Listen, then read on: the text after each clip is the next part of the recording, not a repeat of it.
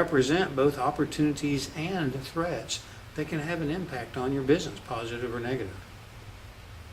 Step 4 is for you to identify the key success factors in your business. And these are things that help you open the keys to successfully competing in your particular market segment.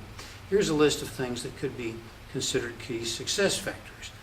Industry experience. Certainly, the more industry experience you have, the more likely you are to be prepared in that industry to compete.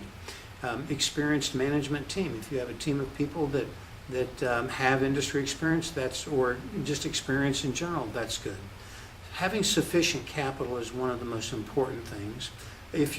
Some businesses, a location can be absolutely critical. In the retail and the restaurant business, in particular the restaurant business, if you don't have a great location, you're going to be constantly fighting an uphill battle. Quality products. If you don't make a good product, it's going to be doubly difficult for you to be able to sustain your business. Superior customer service. There's nothing that is going to help grow your business more than having superior customer service, because that's going to cause your customers to repeat and refer. They become advocates for you. They become your sales force, and that can be critical to the growth of your business. If you're in the retail business, having a liberal return policy, having a powerful, efficient distribution system, having an internal control system, maybe an inventory just-in-time delivery if you're in the manufacturing or wholesaling or even the retail business. Just if you don't have to invest a lot of money in inventory because you always get it just in time, that's a key success factor for you.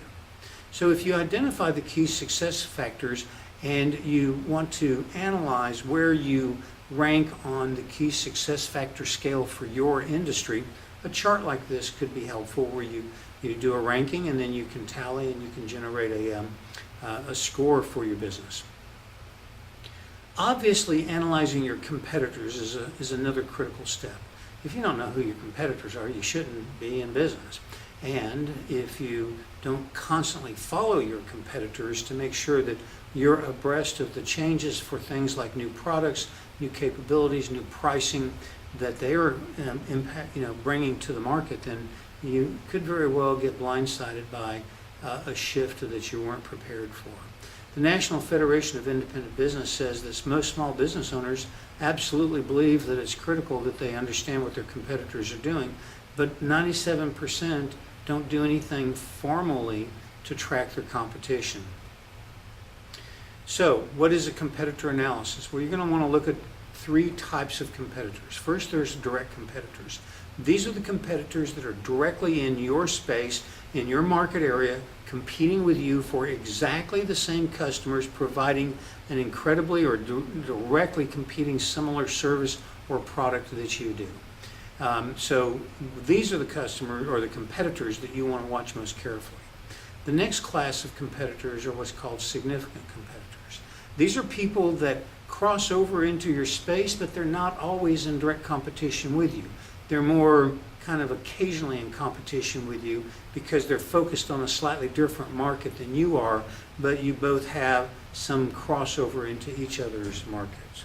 And then the last section is the indirect competition. These are people that offer same or similar products, but only in a very small number of situations do they actually compete directly with you. So, analyze your competitors. You want to avoid, these are reasons why you want to analyze your competitors. You want to avoid surprise.